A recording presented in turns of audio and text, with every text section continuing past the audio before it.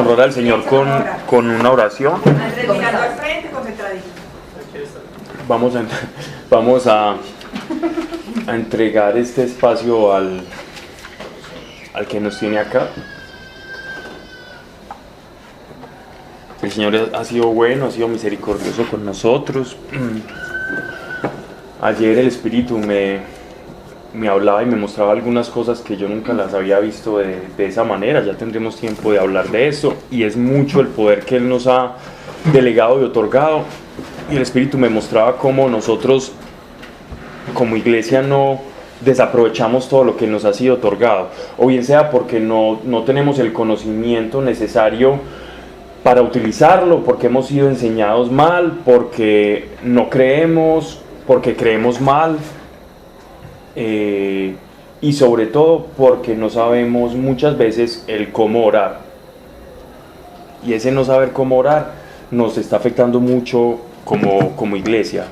Digo oración, no la oración devocional y personal, sino la oración como nosotros como iglesia, como la oración como ministerio, la oración como propósito. Que decía que persistiéramos en la oración, juntos en la oración. Sí, pero no, porque uno puede persistir en una manera errónea de orar. Ah, ok. Más que la persistencia como tal es entender qué es la oración conforme al poder que Dios nos ha otorgado. Pero de eso hablaremos más adelante. Pero lo que les quería decir es que tenemos un Dios muy bueno que siempre está dispuesto. Si algo ayer aprendía del Espíritu era que Dios siempre es un sí mayúsculo. En el cielo siempre está atento, siempre está despierto. No es a las 4 de la mañana, no es a las 5, no es a las 7 de la noche. El cielo siempre está dispuesto. El Espíritu es atemporal. El Espíritu no está diciendo es que es en mi tiempo, es que es en los tiempos de Dios. No, el Espíritu siempre está diciendo sí, quiero. Conoces mi voluntad, siempre quiero hacer eso.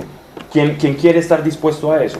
¿Cierto? Y Él quiere, siempre está dispuesto. El Espíritu siempre está ahí. Somos nosotros los que afectamos esa voluntad de Dios, no es Dios. La voluntad de Dios siempre es permanente. La voluntad de Dios no ha cambiado para con nosotros. No cambia ni siquiera nuestro carácter. Ni siquiera nuestro carácter es el problema. Que yo pensaba hasta ayer que el carácter nuestro afectaba mucho el plan de Dios. Y ni siquiera es nuestro carácter. Es el no conocer la ley del Espíritu. Es el no conocer y el no querer hacer la voluntad de Dios. Ahí puede interferir algo el carácter, sí, pero cuando tenés la disposición, Dios se lleva por delante tu carácter y hace contigo, seas lo que seas, hace cosas grandes, independientemente del carácter que tengas. Sí. Y es ahí, en esa pedagogía, de esa formación y ser usado por Dios, donde ese carácter va a cambiar, per se. No va a cambiar por respuesta a una oración donde uno se va a quedar en un estado estático esperando a que Dios lo cambie. ¿Cierto? Y Dios valora eso en que queremos cambiar, y ese estado de insatisfacción. Pero Dios está buscando es iglesia que lo represente y sepa administrar su poder. Eso es lo que Él quiere. Pero es hablar como a grosso modo algo que tenía, que ayer me mostraba y que fui golpeado con eso, pero felizmente golpeado. Padre nuestro, te damos gracias por tu amor, por tu misericordia, por tu poder y por tu palabra. Gracias porque nos tienes reunidos, Señor. Haznos buenos administradores de tu poder, pero sobre todo que podamos entender la responsabilidad y autoridad que nos ha sido conferida como iglesia. Señor, no es de escuchar muchas prédicas, no es, Señor, tampoco de practicar o ser muy bueno o tener muchas devociones, Señor. Es de comprender el grado de autoridad y responsabilidad que tú nos has dado, Señor, para que siendo usados podamos comprender, así como tus apóstoles y tus siervos comprendían y hablaban de todo aquello que experimentaban, Señor. Aquí vamos a hablar, Padre, de tu iglesia, de tu palabra, que no se diga aquí cosa alguna que no esté de acuerdo a tu voluntad, a tu revelación. No queremos elucubraciones intelectuales, cosas humanas, palabras que parezcan muy lógicas y muy sapientes, pero que a la postre, Señor, no sean vacías, sean huecas, sean sutilezas humanas. No queremos eso, queremos tu revelación, porque conforme a la revelación es que usamos el poder tuyo, Señor. Una sana revelación trae consigo también una descarga de poder para transformar conforme a tu voluntad, que es lo que te pedimos, Señor, y es como nuestro Maestro nos ha enseñado a orar. Padre, gracias y te lo pedimos en el nombre de nuestro Señor Jesucristo. Amén. Bien, íbamos a empezar Hechos capítulo 3, ¿cierto? Híjole. Está muy así. Sí. Pues está bueno. Y vamos a iniciar capítulo 3. Alejo, que es el hombre de las certezas. Voces. Sí, sí. Ubiquémonos en Hechos de los Apóstoles, capítulo 3. Sobre todo para Guillermo, que la tercera es la vencida, ¿sí o no? Exacto, pues desaplicado. Celebrando con la señora todavía. Bien, gato, bien. Celebrando con la señora. Muy bien, Guillermo. Muy bien, muy bien. Por los hijos del gato. Bien, vamos a empezar. Estamos todos aquí, ¿cierto? Sí. Vale. Perfecto. Lo sabía, eso yo tenía algo así. Eso es full. En capítulo 2, verso 37. Ahí. Ah, sí, sí. Ah, sí, el último, creo que el penúltimo, creo que tenía mucho. Sí, aquí lo tengo subrayado en morado. Ah, sí, esa parte. Perseveraban en oír las enseñanzas de los apóstoles, capítulo 2, verso 42, y en la unión, en la fracción del pan y en la oración, no se había enseñado. Se apoderó de todos el temor a la vista. Era en el último, Paulín, el último no lo quiero hacer ahí. Ya lo vi, sí, sí. Es que tengo los últimos versículos subrayados.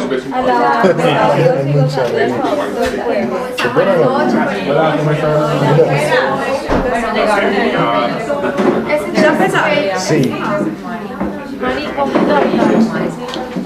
Hola.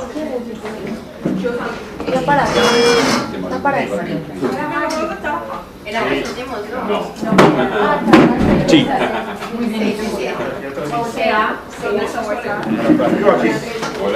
Lo tengo subrayado aquí. El 47.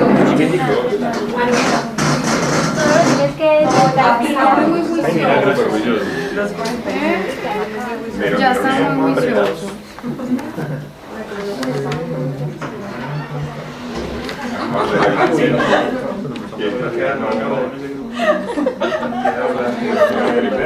Bien, voy a leerlo todo, ¿vale?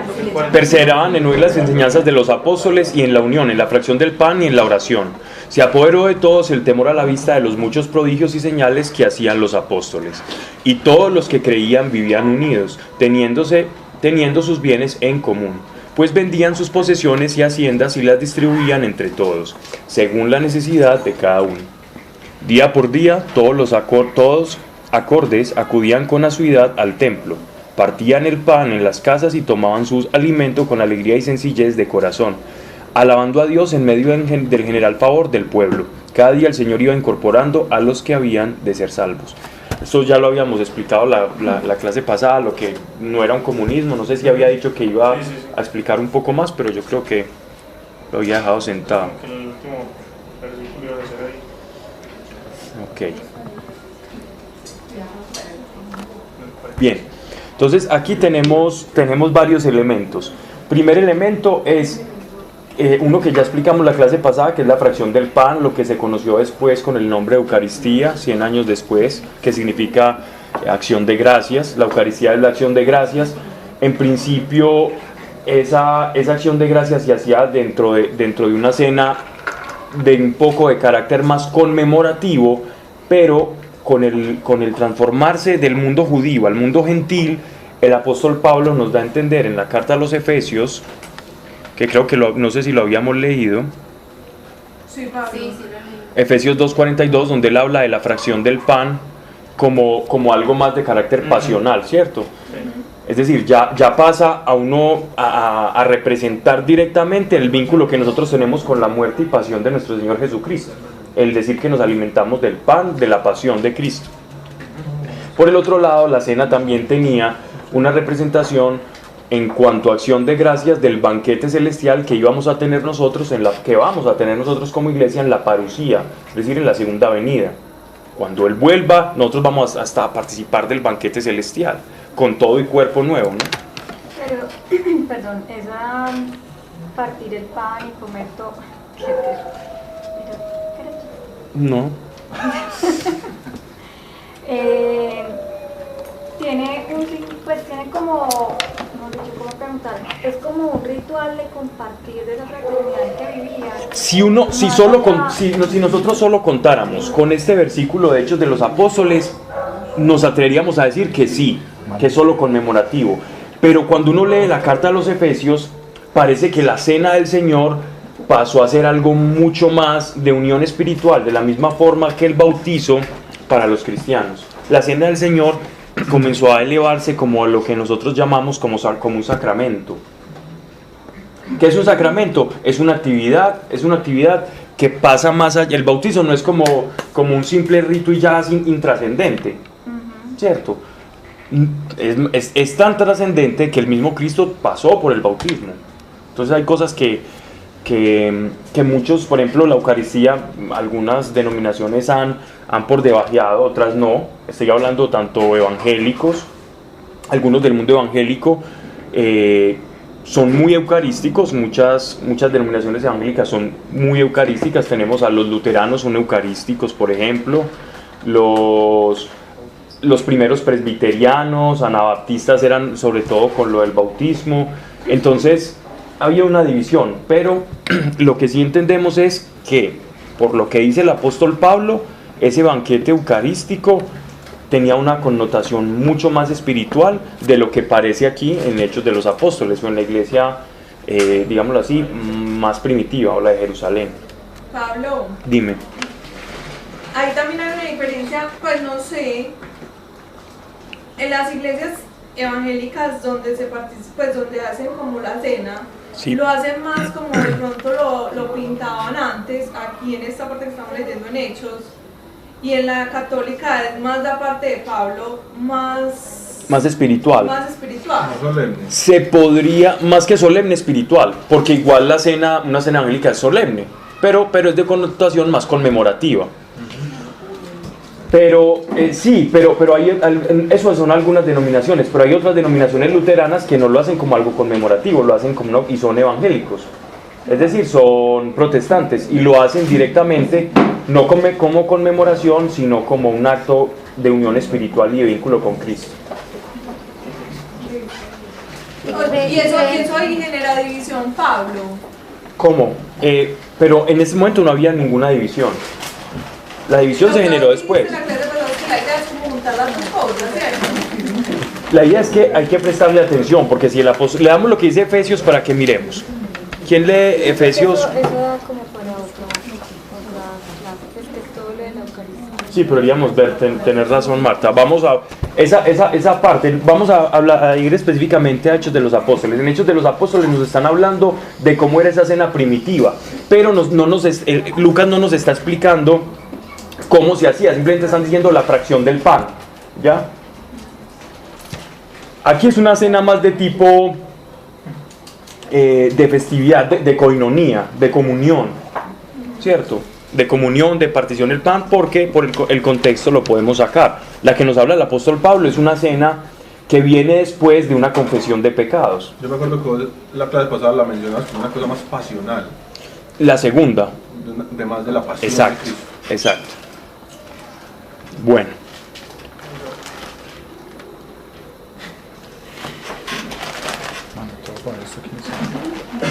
Aquí partimos pachitas.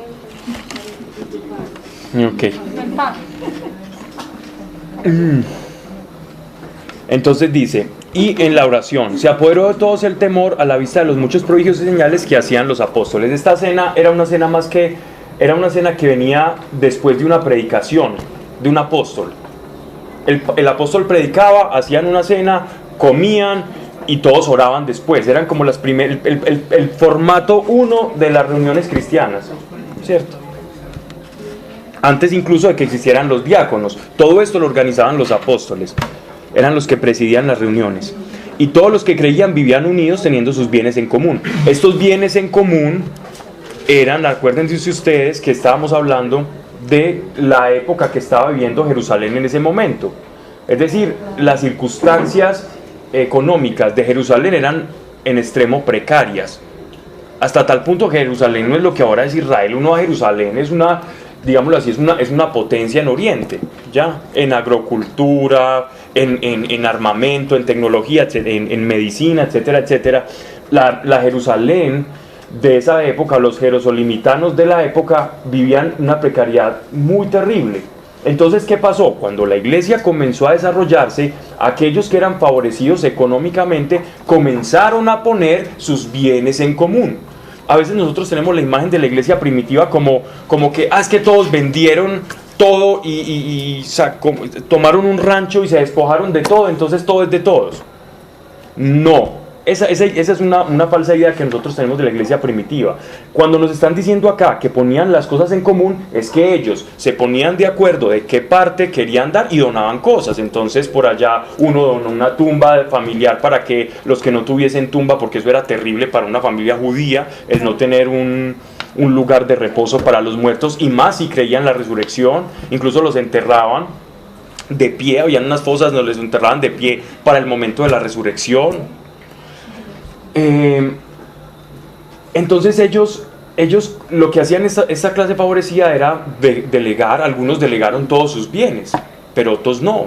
Ellos se ponían de acuerdo y ponían y fragmentaban. Eso era poner las cosas en común.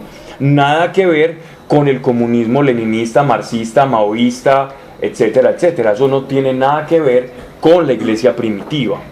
La teología de la liberación, que fue muy famosa entre los 50, 60, 70, de la cual bebieron muchos de los guerrilleros idealistas, pues como el cura Pérez y entre otros que se unieron a las filas de las guerrillas, partieron de una mala, perversa interpretación de las escrituras. No están diciendo aquí que este es el modus vivendi ideal. Aquí simplemente están diciendo, el que tenía lo que la gente disponía en el corazón, eso daban. Y ante una situación particular, pues. Claro, pero no era este no fue el modus vivendi de las iglesias, por ejemplo, del apóstol Pablo. Y dimos un ejemplo claro y bíblico de por qué no, porque recuerden ustedes la carta a Filemón, donde se nos habla de Onésimo, uno de los que era un esclavo de un cristiano, pero era un esclavo bien tratado, pues. Y logra pues tener la emancipación. Él deja de ser esclavo y termina siendo un ayudante número uno del apóstol Pablo, este señor Onésimo. Entonces, si él hubiera puesto todas las cosas en común, entonces también hubiera puesto su esclavo, y no fue así. Inclusive hay una parte que ellos están como recogiendo unas ofrendas. Entonces se ve que la intención del corazón de ayudar al prójimo sigue estando en la iglesia. Exacto, incluso el apóstol Pablo. Las circunstancias son diferentes. ¿Cómo sabemos también eso que estás diciendo es muy cierto? ¿Cómo sabemos que la situación de la iglesia de Jerusalén era muy terrible? Porque Pablo hacía colectas alrededor de todo Asia Menor para poder ayudar a la iglesia de Jerusalén, que estaba pasando mucha necesidad. Entonces el apóstol Pablo, cuando iba y hacía todo su viaje misionero, recogía fondos, y cuando llegaba a Jerusalén, de regreso a Jerusalén, él daba esos fondos para que la iglesia en Jerusalén se sostuviera. Entonces uno nota, sí, habían diferentes maneras de ir viviendo el evangelio, pero porque el dar, y eso es muy importante, el dar es una actitud del corazón, ¿cierto? El que tú des, eso es una actitud del corazón. En ningún momento en la iglesia fue una imposición, sino una actitud del corazón, que es una actitud que debe caracterizar a todo cristiano. Usted reconoce un cristiano porque da con alegría, y si la primera vez no da con alegría, la tercera, al ver que dando recibe, va a tener alegría igual. La alegría va a ser inherente a ese dar. Pablo, Es algo completamente práctico. pero No, me estoy deteniendo mucho. El apóstol Pablo no se supone que no pedía plata Para él. Trabajar, pero Para él. ¿Cómo iba a diferenciar eso? Pues la gente que Él decía. No, la gente después ver que se para un paralítico, no. No, y él decía, cuando se habla en las otras cartas que él iba a recoger, él decía que era para la iglesia en Jerusalén que estaba pasando hambre. Y ellos todos se ponían de acuerdo. Es que la iglesia no era muy diferente a como somos nosotros ahora. Ellos llegaban, hay una hambruna en el año 70 en Jerusalén y esa destrucción, no, están pasando mucha necesidad. Los hermanos se escribían cartas, mira, estamos pasando, el obispo de Santiago le escribía por allá al obispo o a cualquiera, a Timoteo, mira, en Éfeso, estamos pasando mucha necesidad, escribirle a los hermanos de este lugar que estamos pasando mucha necesidad. Ellos leían, hacían colectas y les las mandaban. Era la cosa más natural del mundo. Era el amor manifestado en ese dar.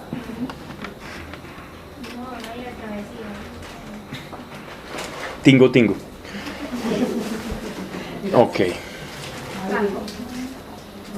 Partían el pan en las casas y tomaban su alimento con alegría y sencillez de corazón. Esa sencillez de corazón que nos están plasmando acá significa que tenían contentamiento con sus posesiones. Es decir, que su alegría venía de fuera. Esa sencillez era que ellos no tenían mucho, pero que disfrutaban. Alabando a Dios en medio del general favor del pueblo. Cada día el Señor iba incorporando a los que habían de ser salvos. ¿Cierto? Que la iglesia iba extendiéndose, no solamente por boca de los apóstoles, sino que las personas, viendo el ejemplo de aquellos convertidos y viendo su testimonio, iban incorporándose, iban uniéndose a la causa de Jerusalén. Hasta el momento no tenemos que la iglesia sale de Jerusalén, ¿cierto? Hasta el momento estamos en Jerusalén. No ha salido. Sí, en este momento sí. Pero con especial atención parece que Santiago y Juan y Pedro andaban por parejitas. Es como lo que uno ve siempre es muy recurrente que en los que van a evangelizar o están en el ministerio de la palabra siempre andan de dos en dos. Como cumpliendo esa palabra que nos mandó Jesucristo en la comisión. En la primera comisión antes de darles el Espíritu Santo, pero que les dio la autoridad en su nombre, para expulsar demonios y sanar enfermos. Bien, ahora sí vamos al capítulo 13. Pedro y Juan subían a la hora de la oración, que era la de nona. Estamos hablando de las 9 de la mañana, ¿cierto? Las oraciones judías, recuerden que hay 3 oraciones muy importantes para los judíos. Hay 3 oraciones muy importantes para los judíos. Antes de esta oración, generalmente en el templo habían como una especie de predicaciones de la Torá en las sinagogas y en el templo. Después esperaban y hacían una oración conjunta. Se predicaba algún salmo, algún pasaje de la Torá, y después ellos comenzaban a hacer una oración conjunta, unos recitales de oración que presidía un sacerdote. En mi Biblia dice que era a las 3 de la tarde. Había un hombre tullido desde el seno de su madre que traían y ponían cada día en la puerta del templo, llamado La Hermosa, para pedir limosna a los que entraban en el templo. Este pórtico de La Hermosa, que llaman aquí La Hermosa, es en el único texto, tanto judío como cristiano, etcétera, etcétera. Bueno, cristiano no, porque este es el primer texto cristiano. Digámoslo así, de la época conocida. Pero en el que se... ¿Cómo así que judío, Pablo? Textos judíos, por ejemplo. Pero ¿y por qué texto judío?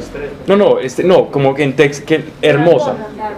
O sea, la referencia a ese nombre, pues, ¿ok? Sí, ese nombre no existe, es decir, claro, solamente existe en Lucas.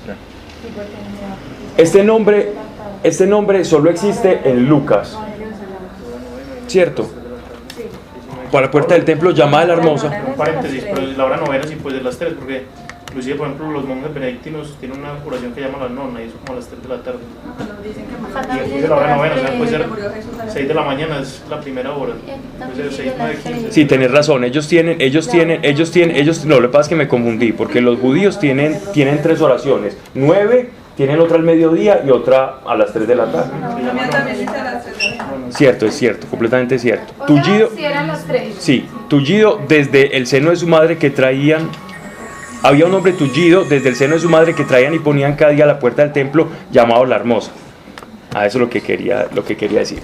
Ese templo de Hermosa, muchos críticos digámoslo así, han usado este pasaje, han dicho, es que eso se lo inventó Lucas, eso no existe, ¿cierto? Lo que pasa es que normalmente el pórtico del cual está hablando, el portón del que está hablando aquí Lucas, donde se hacían los limosneros, era contigua a la entrada de Salomón, a lo que anteriormente se le conocía a los judíos como la entrada o la puerta de Nicanor. Esa entrada o pórtico de Nicanor es la que Lucas identifica como pórtico de la Hermosa. ¿Por qué? Porque era como el que se consideraba como más hermoso, porque daba justamente hacia el oriente. Y ese era como el recinto donde se juntaban, donde se podían juntar los gentiles que venían, judíos gentiles y los judíos de Jerusalén, pues los que nacieron en Israel, a departir antes de ir a la oración y después de ir a la oración. Es como decir el atrio de la iglesia. Ahí departían antes de y después de. Entonces los limosneros aprovechaban esa situación de que, es que escucharon al rabino hablar de que hay que dar limosna, entonces nos hacemos acá aprovechando, pues, si le movemos la emoción a la gente. Cualquier parentesco con la realidad es para pedir limosna a los que entraban en el templo. Viendo a Pedro y Juan que se disponían a entrar en el templo, extendió la mano pidiendo limosna. Pedro y Juan, fijando en él los ojos, le dijeron: míranos. Él les miró esperando recibir de ellos alguna cosa. Pero Pedro le dijo: no tengo oro ni plata, lo que tengo, eso te doy. Obviamente él no les estaba pidiendo oro ni plata porque tener una moneda de oro, de plata, era rico. Pues si yo tengo una pepota de oro, una morrocota de oro en ese tiempo, era alguien muy adinerado. Él los miró esperando recibir de ellos alguna cosa, pero Pedro le dijo: no tengo oro ni plata, lo que tengo eso te doy. En nombre de Jesucristo Nazareno, anda. Y tomándole de la diestra, le levantó, y al punto sus pies y sus talones se consolidaron. Y de un brinco se puso en pie, y comenzando a andar entró con ellos en el templo, saltando y brincando y alabando a Dios.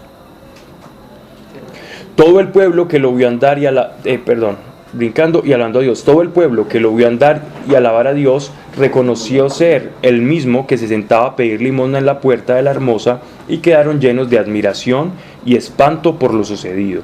Él no se separaba de Pedro y Juan, y todo el pueblo espantado concurrió a ellos en el pórtico llamado de Salomón, que son diferentes.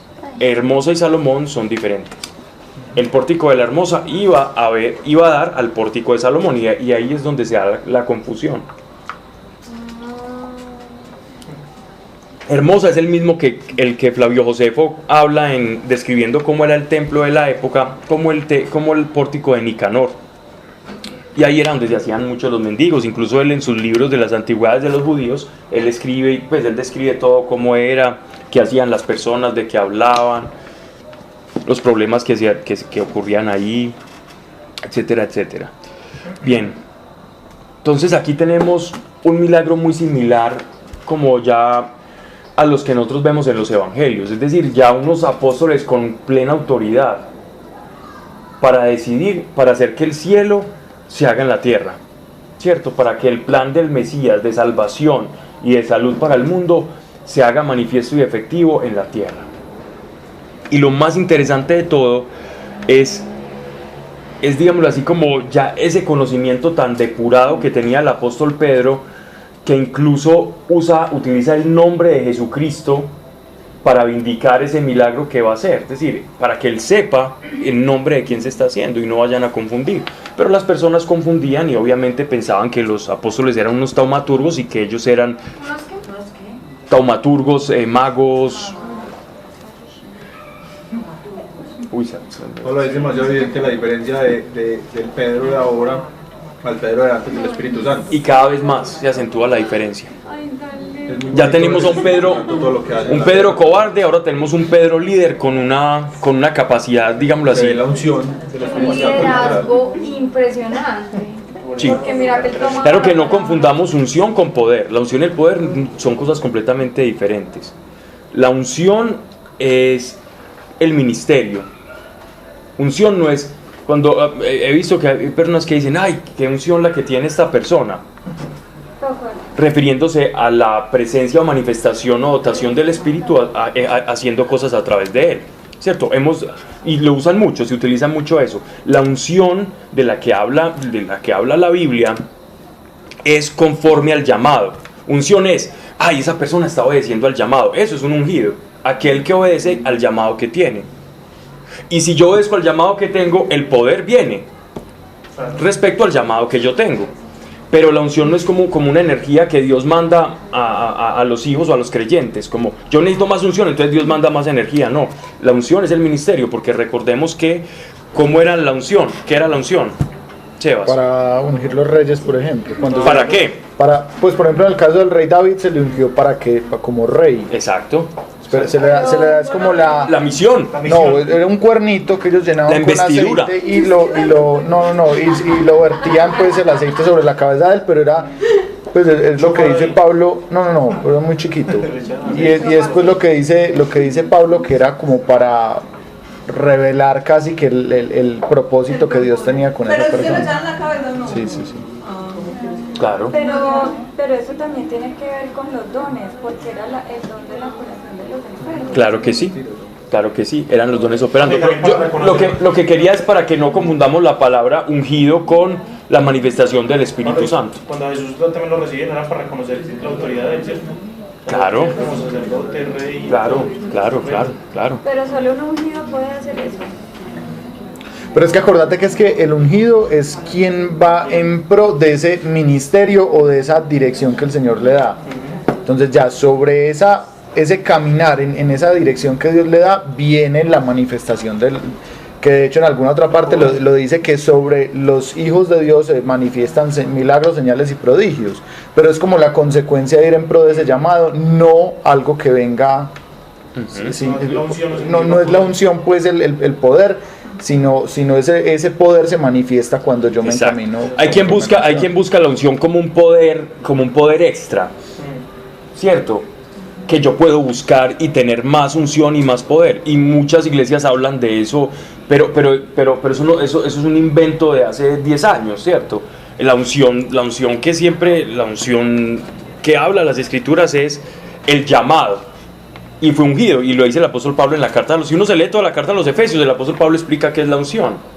No, es que mira, por ejemplo, que en el caso de David dicen el ungido de Dios, claro. y él no iba y sanaba enfermos, ni levantaba muertos, simplemente obedecía ese llamado de rey. Pero entonces uno pide de hecho, la palabra Cristo es ungido. Cristo significa ungido en griego. Mesías significa ungido en hebreo. Pablo, pero entonces uno pide más poder, más Espíritu Santo, más unción, o uno no tiene que pedir nada de eso. Más Espíritu Santo. No, por eso yo sé que esa no. Pero porque el Espíritu Santo es una persona. Él. Por eso, porque más Pablo. No. Pablo está corrigiendo a Mario porque dijo. Pablo está corrigiendo a Mario porque dijo Espíritu Santo. Es decir, no el Espíritu Santo.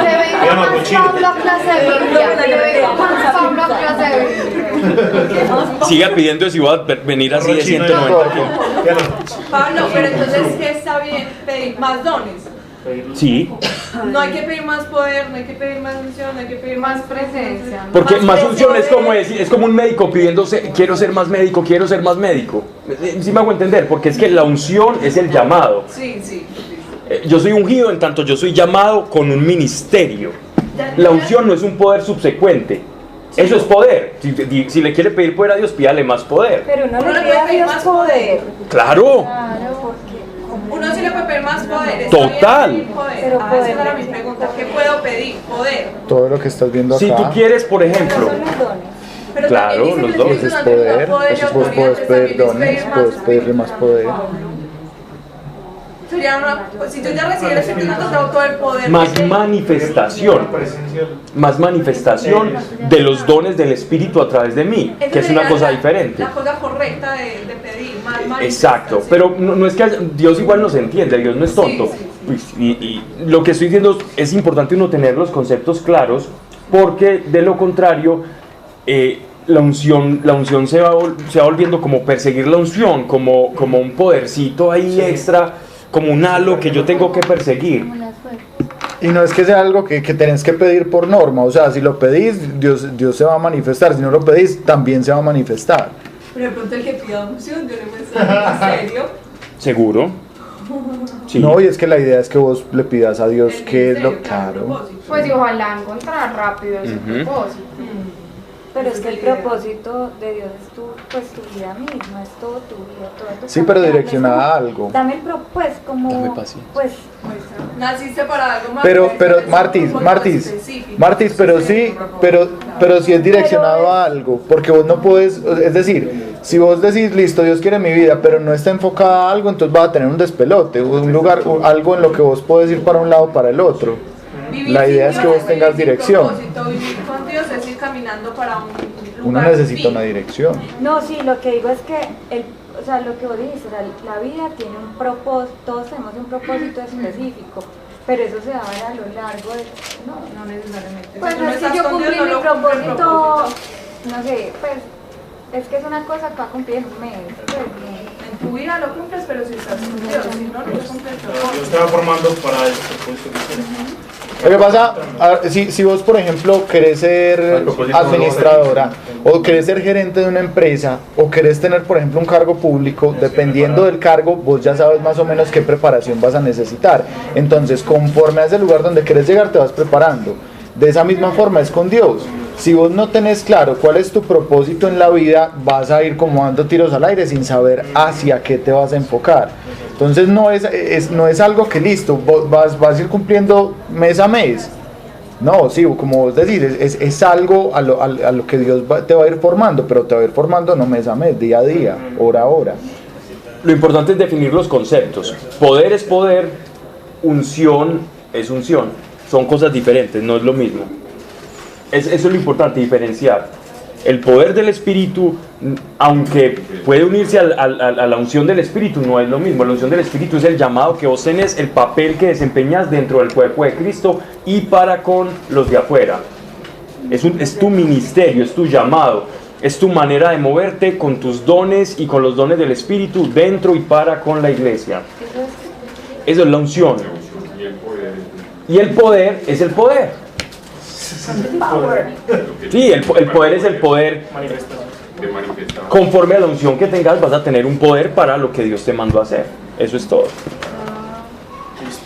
Es diferenciar los conceptos. pero esa unción la da Dios. Siempre. El llamado siempre viene de Él. El poder también. Exactamente. Pero a veces el poder también puede venir de uno en el sentido de que una persona tiene un talento para algo, entonces lo pone para la iglesia. Pero Dios también se lo dio. En últimas, Dios también se lo dio. El poder también viene de Dios. Sí, claro, porque todos venimos de Dios. Bueno, sigamos. Los necesito acá. No me quedo. Sí, el 12. Sí.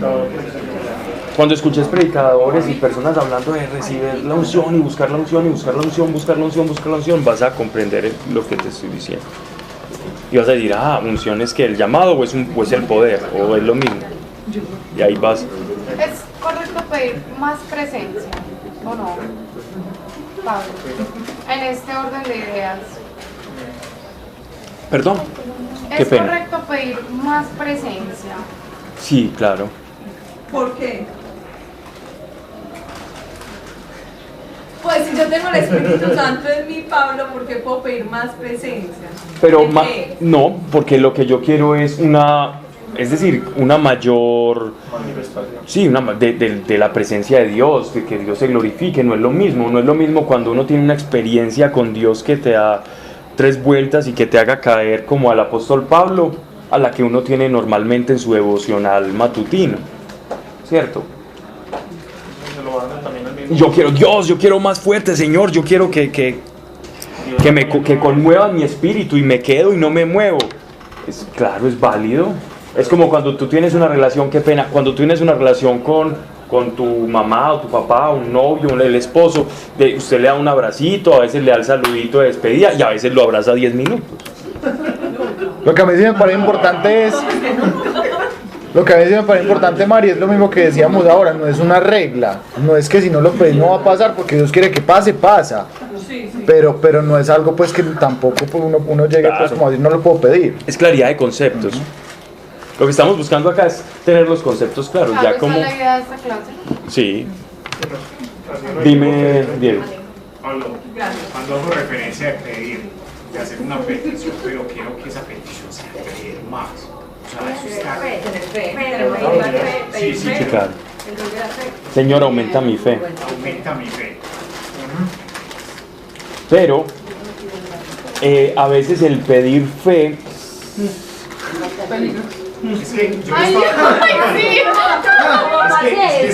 Que lo prueban, lo prueban. No.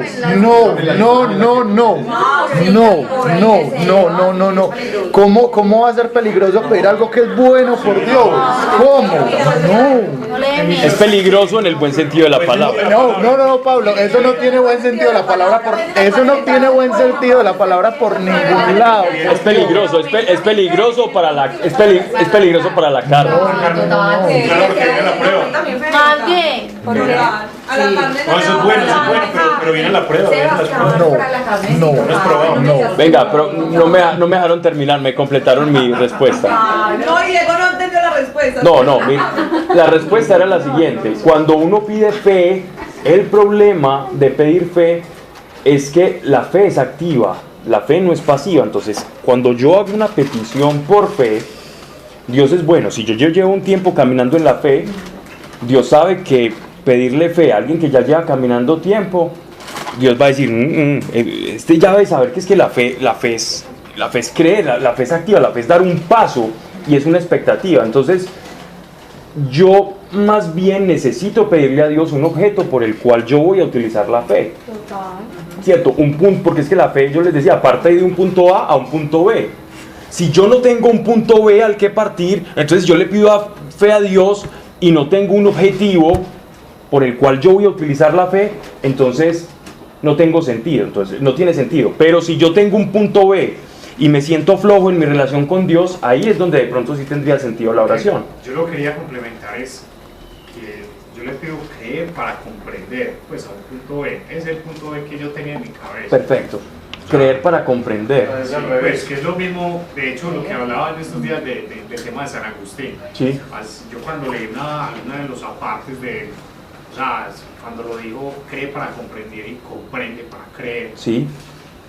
Yo decía, no, pero no entiendo, yo voy a preguntarle a Pablo si es parte de, o sea, cómo lo logro relacionar. Oye, si ¿Las palabras de San Agustín o lo que vos crees? O sea, son palabras directas, incluye San Agustín. El tema es que cómo lo adopto yo dentro del, o sea, cómo le... Muy fácil. Mira, No, pero yo el puedo creer... pedir, pues yo, Sí, Sí, no. dale.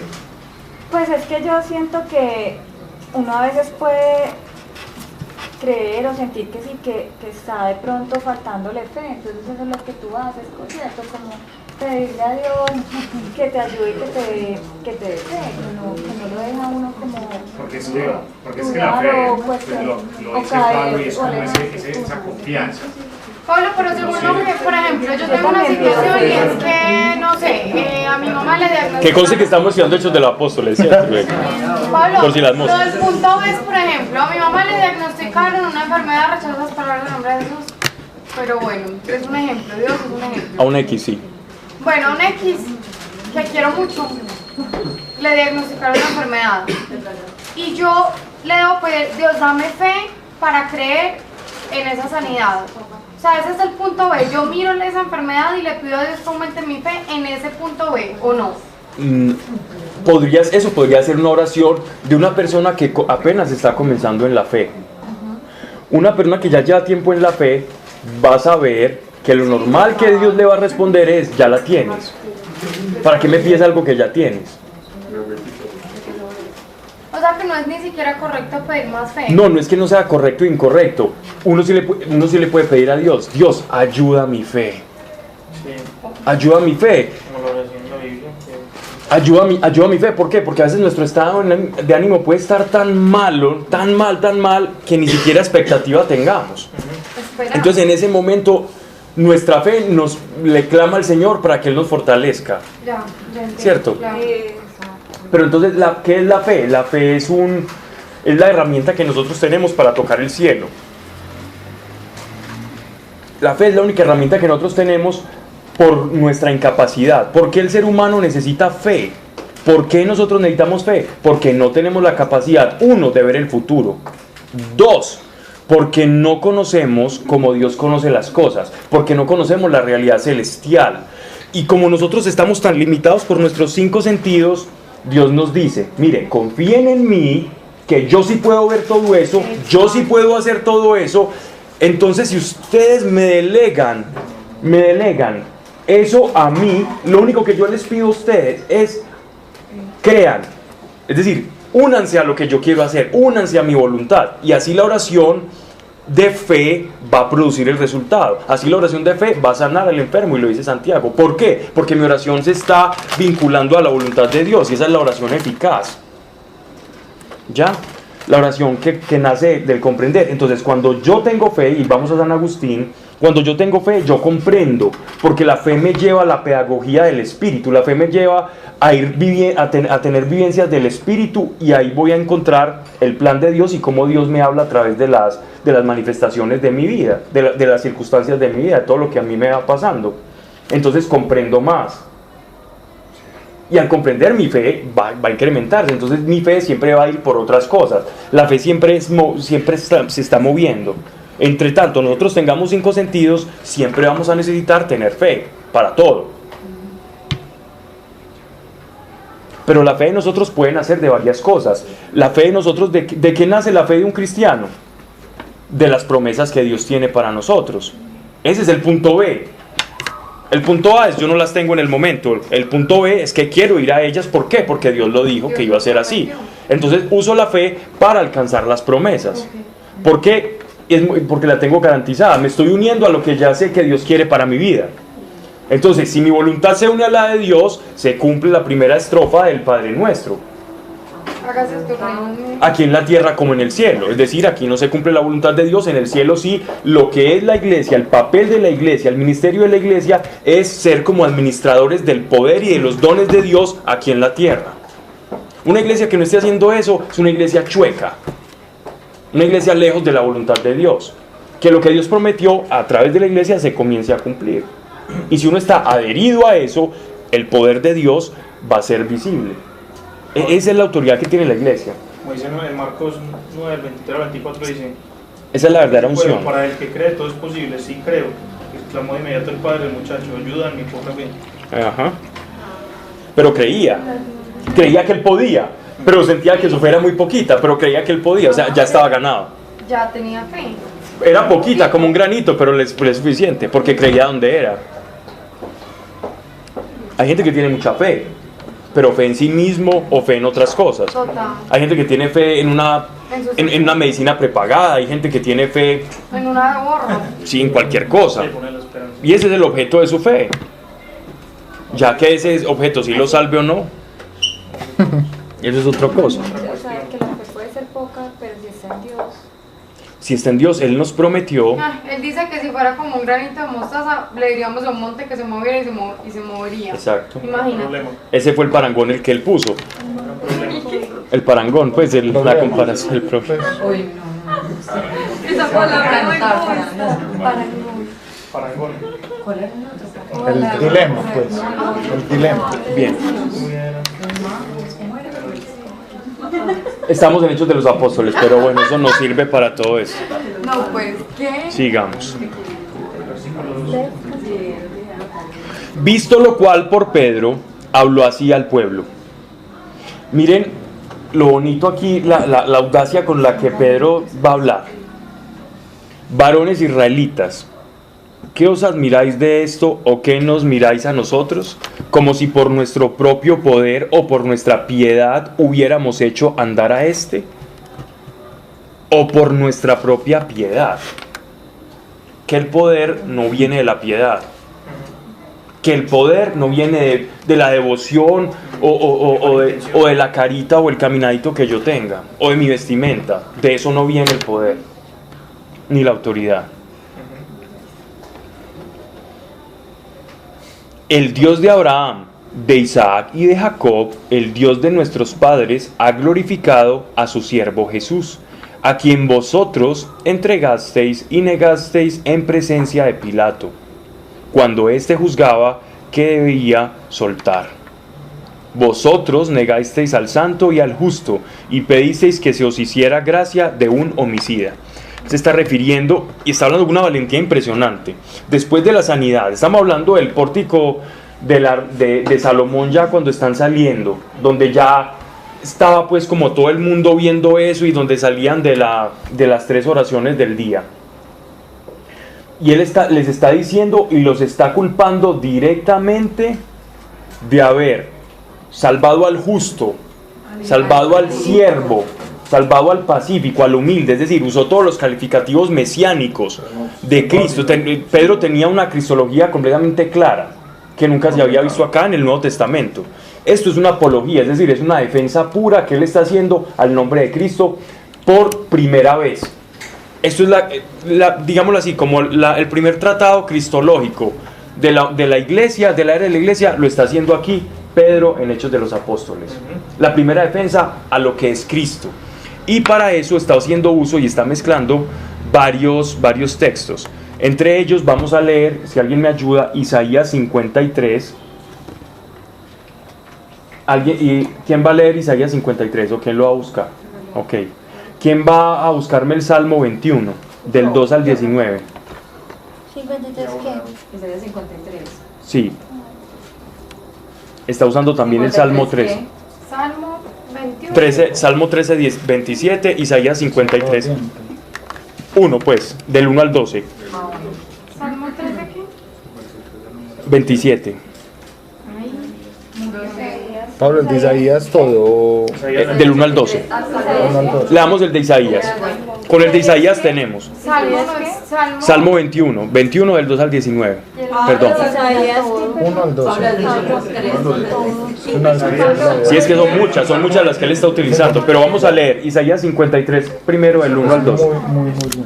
¿Quién creyó a nuestro anuncio? ¿A quien mostró el Señor su brazo?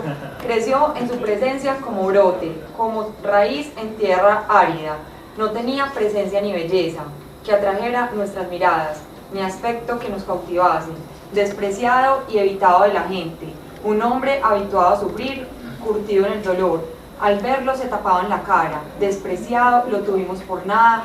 A él que soportó nuestros sufrimientos y cargó nuestros dolores. Lo tuvimos por un contagiado, herido de Dios y afligido.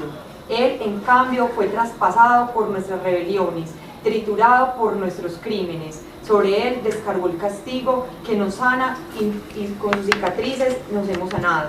Le preguntaron a él con qué autoridad y por qué había hecho eso. Y él les está diciendo los títulos que utilizaban en los salmos, que utilizó Jeremías y que utilizó Isaías y que utilizó el rey David para referirse al Mesías.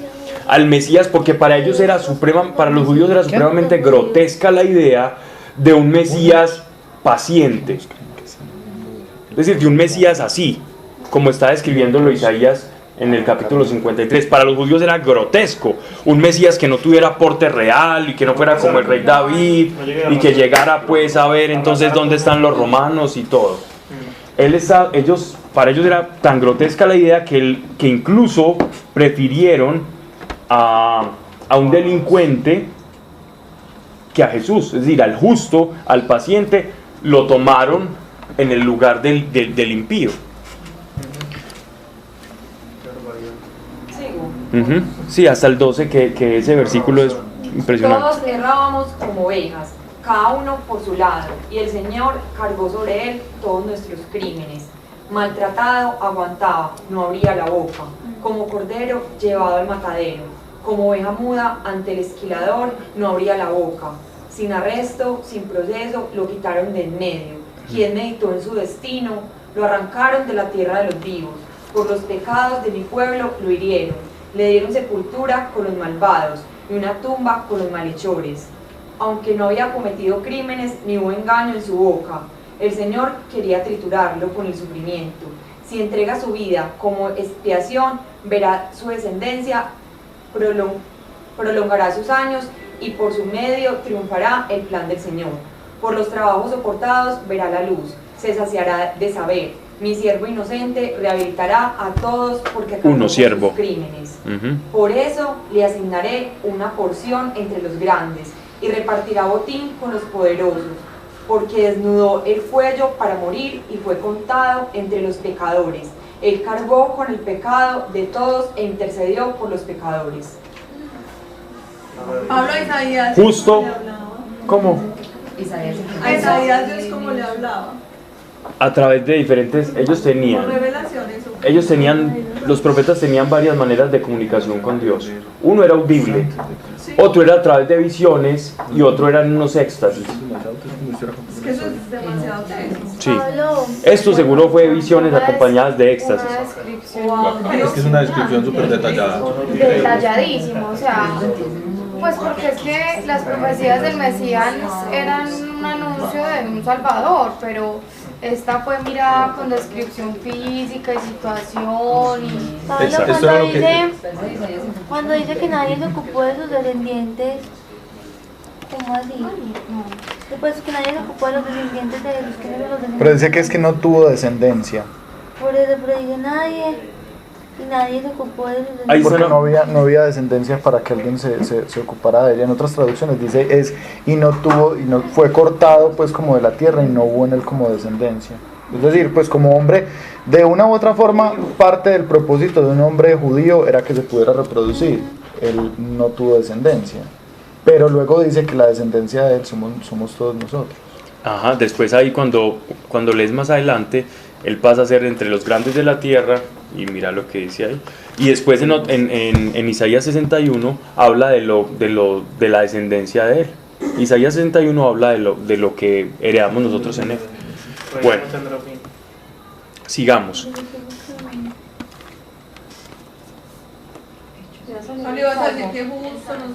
Estábamos viendo, aquí en Isaías habían varios nombres que se utilizaban para el Mesías, ¿cierto? Pero siervo, pero aquí el sentido de siervo no es el siervo de Dios directamente, sino que es el siervo de Dios y de la humanidad. Y para ellos era detestable que justamente el Mesías sea un cordero. A servirnos, pero es que él nos vino a servir como cordero pascual.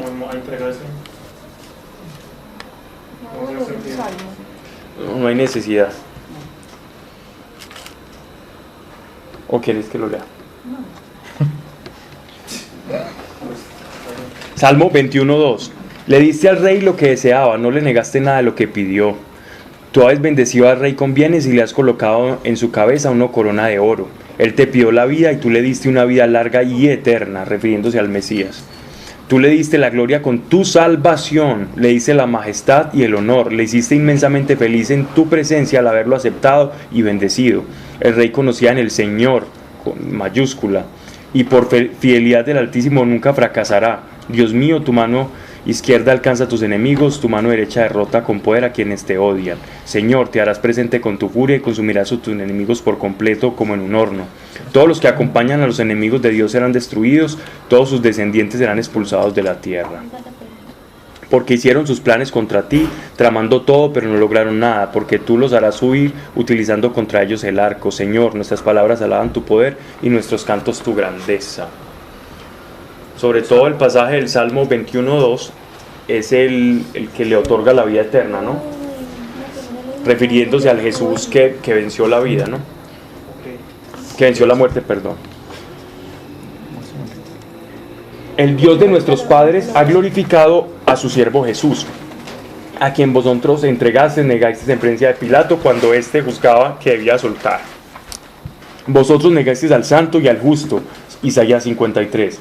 O sea, él está diciendo a cuando él decía estas expresiones, los que lo estaban escuchando sabían que se refería a Isaías 53. Los judíos eran muy versados en las escrituras.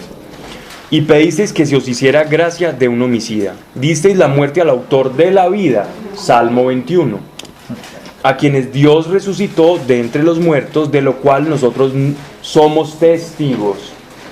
¿Cierto? Recuerden que la ley exigía testigos para un hecho, ¿cierto? Para validar un hecho. O sea que ellos estaban actuando y haciendo una defensa de Cristo conforme a la ley y conforme a las escrituras. Por la fe de su nombre, miren cómo empieza, por la fe de su nombre, a quien veis y conocéis, le ha sido por su nombre consolidado, y la fe que de él nos viene, dio a la plena salud en presencia de todos vosotros. Pero por ejemplo, ahí la fe no era de, o sea, el cojo no tenía fe. No, es que él no está hablando de la sanidad ya del cojo, él está hablando de lo que produce el nombre de Jesucristo en todo aquel que cree. Por la fe de su nombre, a quien veis y conocéis ha sido por su nombre consolidado, y la fe que él nos viene dio a la plena salud en presencia de todos vosotros. Ahí está hablando del cojo, pero la fe que él está defendiendo es a ver cómo explicarlo, la fe por la cual todas estas cosas es posible, ¿no? El que ellos vieron, que ellos han sido testigos, la fe para salvación. No porque el cojo no le dijeron nada, simplemente en el nombre de Jesucristo. El poder él está hablando del poder del nombre de Jesús. Sí, pero a lo que quería acá, es que me pierdo. A lo que iba es, el nombre para los judíos y para los primeros cristianos era algo fundamental. Fundamental. El nombre trae consigo para ellos casi que ellos incluso tenían unos tratados de angelología y demonología en los cuales el conocer el nombre de un demonio lo hacía esclavo del que lo conociera. Entonces, si un rabino se sabía el nombre de un demonio, lo volvía esclavo. Incluso ellos decían que si los ángeles revelaban su nombre, ellos los podían utilizar a su favor. Pero eran sectas judías, eran sectarios judíos, no era el judaísmo ortodoxo, no era el judaísmo común. Porque al revés no. Pues el judaísmo, ¿cómo es? De ahí. En el judaísmo común, cuando uno sabe el nombre de un demonio, pues se da cuenta. Es que alguna vez me pareció escucharte justo en una clase de Biblia, por eso no recuerdo exactamente, pero era como si uno lograba descubrir quién era. Exacto, porque tenía la personalidad, la persona, la esencia de la persona iba vinculada a su nombre. Por eso en Apocalipsis leemos lo del nombre que Dios tiene, ¿cierto? La piedrecita con el nombre, ¿recuerdan ustedes? Cuando estudiamos Apocalipsis. Bueno, los que estudiaron Apocalipsis conmigo. Vemos que una de las cartas a las 7 iglesias habla de que él tiene un nombre. Para cada uno. Sí. Sí. Y que nos va a llamar por ese nombre. Entonces, el nombre para los judíos era algo, ellos no ponían los nombres porque sí. Ningún nombre bíblico es porque sí, a razón de nada. Ay, es que la vecina nos caía muy bien y se murió, entonces la vamos a poner. Entonces, Bernardita por honor a la tía. La tía Cruzana. Ellos no ponían los nombres por eso. Los judíos ponían el nombre pensando muy bien las cosas, el rasgo que iba a identificar a esa persona. Que en el nombre iba casi que la personalidad de ellos. Y la misión, ¿no? Sí. Pablo, pero alguna vez has escuchado de cuando uno lograba descubrir quién era un demonio, pues, o cuál era el nombre de que, bueno, que alguien te preguntó una vez como por un sueño o algo y tú dijiste que mejor que supiera quién era, pues como el nombre del demonio, no sé. Eso salió de mi boca. Pues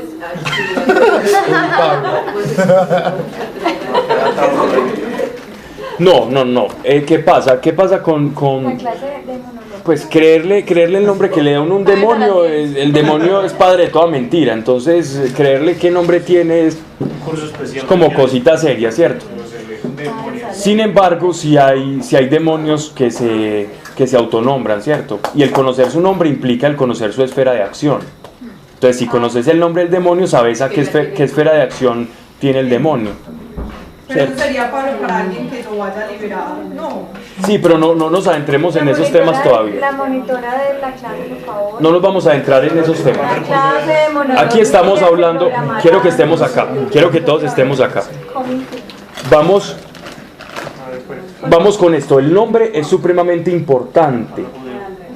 Entonces él está haciendo una defensa del nombre de Jesús, que no es un nombre casual. Jesucristo es salvación. Joshua es salvación. O Yeshua es salvación. Es el mismo nombre de José o Josué. Sí. Joshua Josué. Es salvación. El nombre de Jesús es salvación. Entonces es como el ungido de la salvación. Sí, el Mesías es el uso para la salvación. Ay, perdón. El Mesías es la labor, es la misión, es el Cristo. Es el ungido, es el Salvador.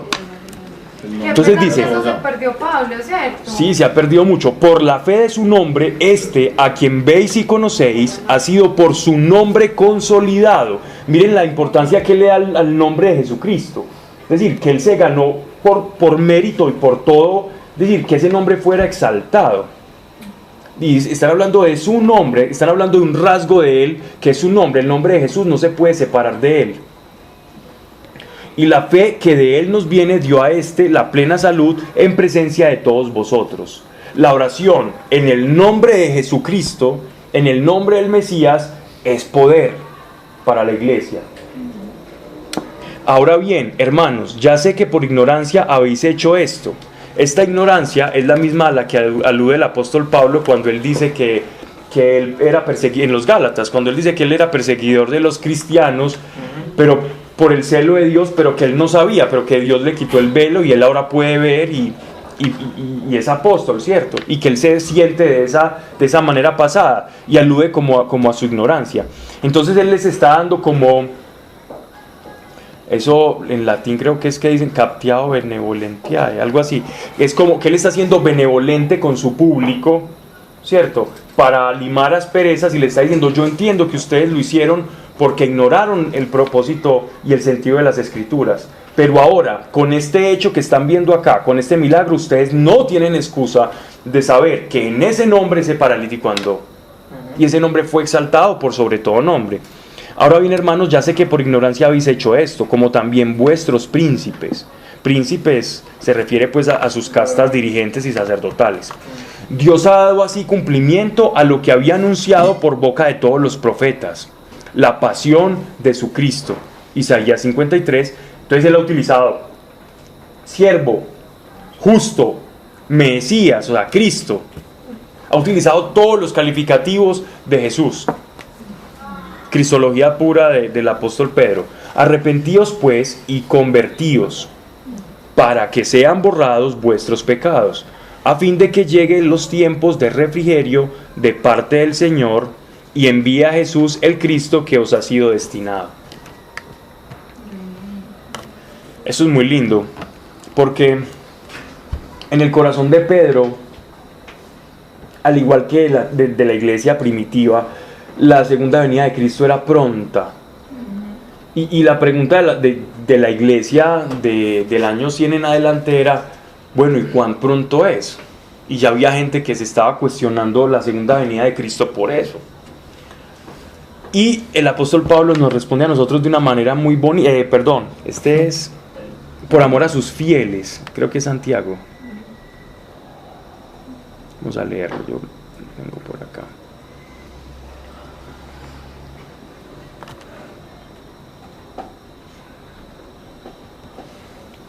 Que uno se pregunta ¿por qué Jesús no viene pronto? Que es la pregunta del millón, ¿cierto? ¿Cuándo será la segunda venida? Y la respuesta es por amor a los que han por amor a los que faltan, ¿cierto? O sea que no es porque Dios no quiera, no es porque Dios quiera que se postergue, es por amor a que la familia sea numerosa. Nos está dando tiempo de arrepentimiento. Lo que está dando Dios, tardando su segunda venida, es eso. Vamos a leer segunda de Pedro capítulo 3 verso 9 para citar mejor al que está hablando acá. Antes pues no sé, tiene como empeorar con todas esas cosas que están dando.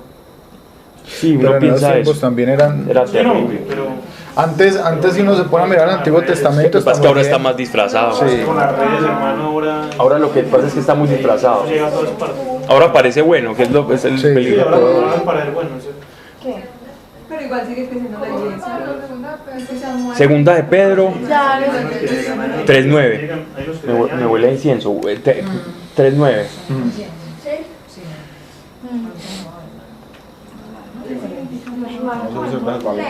3:9. ¿Quién la quieren que la lea yo? Porque está yo la leo. Segunda de Pedro 3:9.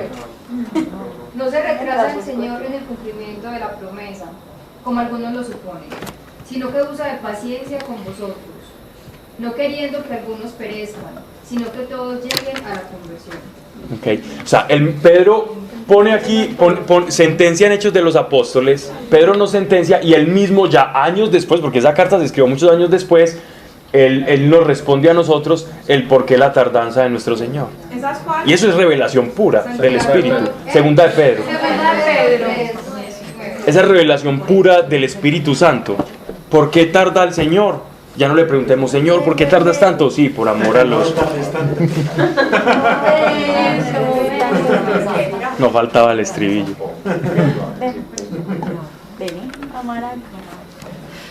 Bien.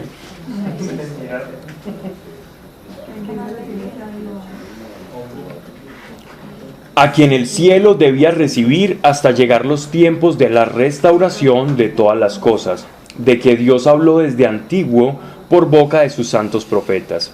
Dice en efecto Moisés, esto es en Deuteronomio: un profeta hará surgir el Señor Dios de entre vuestros hermanos como yo.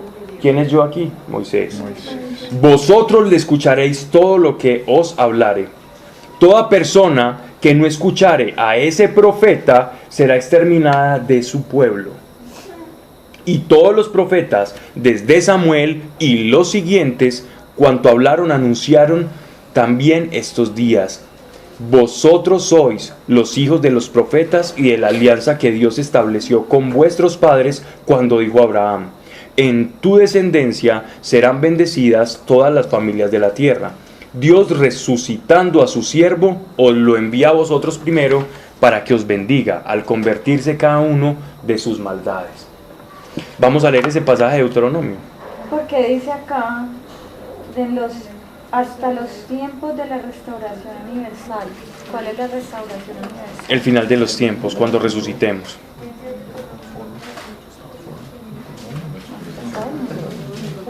El fin del mundo como lo conocemos y el principio de otro que no conocemos. Vamos a leer Deuteronomio capítulo 18, 15. Deuteronomio 18, capítulo 15. Aquí en Deuteronomio 18, 15 voy a hacer una aclaración respecto a la metodología como hacemos uso en las clases de Biblia, y un poquito como a los métodos de revelación que tiene Dios. 14, 15. Sí, 18, 15, perdón. Sí, dije 14. 18, 15 o 18, 14. 15. En cambio,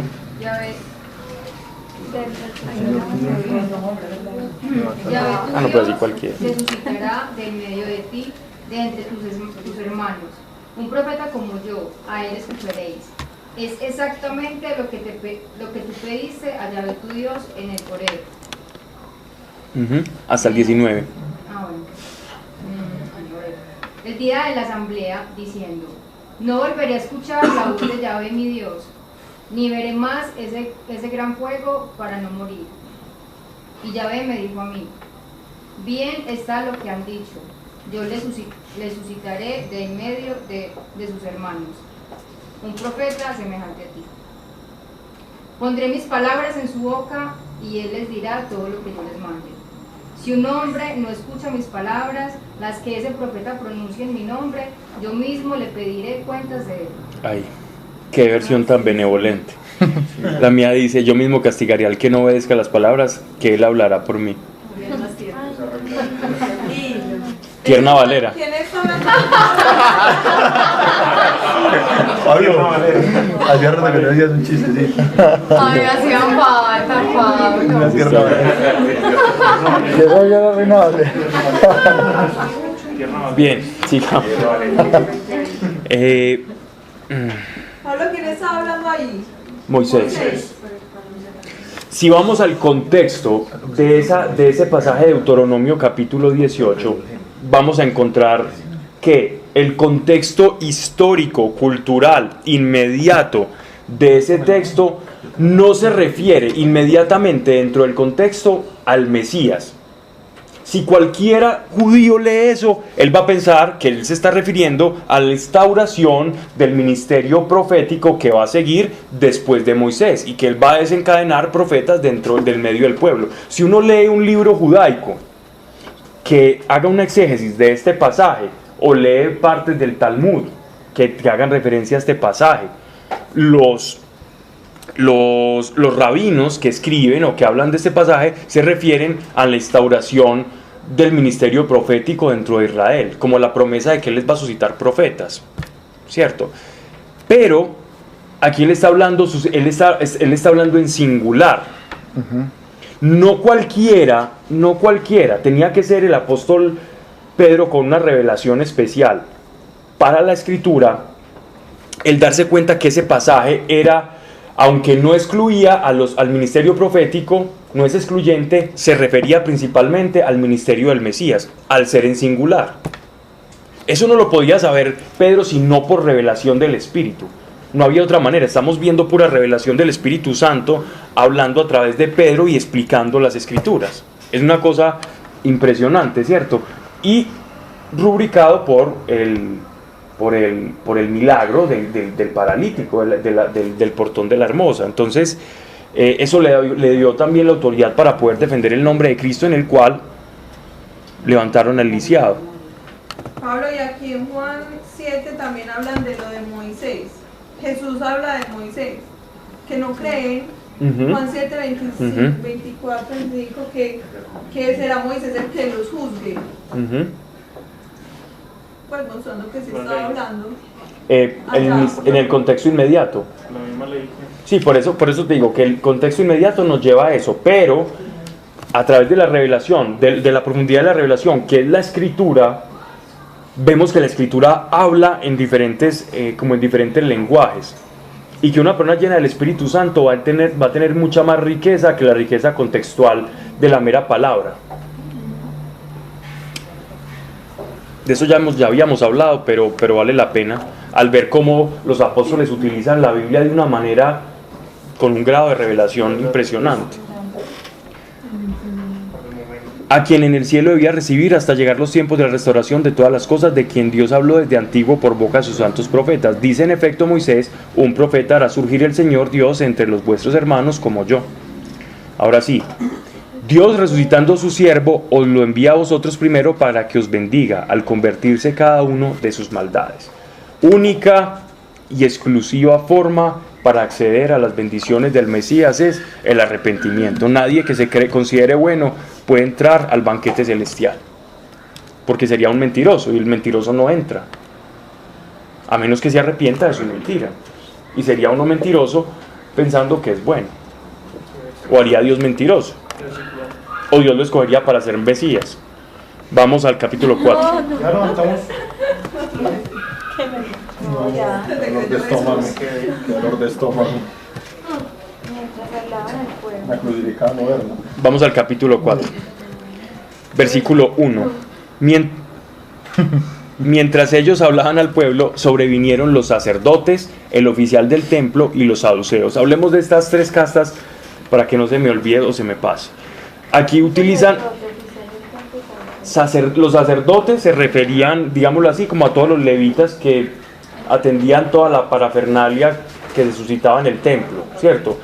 Cargar cosas, las cosas para los lavatorios, el que limpiaba las rejillas de la grasa, el que ayudaba a que las menorá o los candelabros estuvieran siempre encendidos con aceite. Eso sí, un sacerdote. Entre muchas más cosas. Pero entonces no predicaba, sino que los que predicaban eran muy poquitos.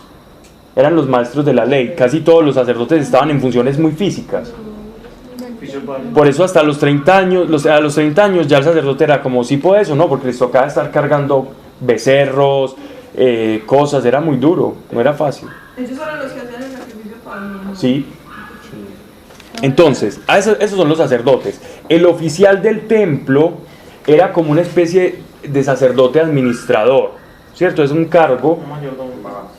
No, más que un mayordomo, era el que se encargaba de los tiempos. Entonces, a esta hora se hace tal cosa, te estás pasando de la hora, mira, ya toca la oración. Sí, era como un hombre de logística, se podría decir, la logística del templo. Y los saduceos, ¿por qué los saduceos?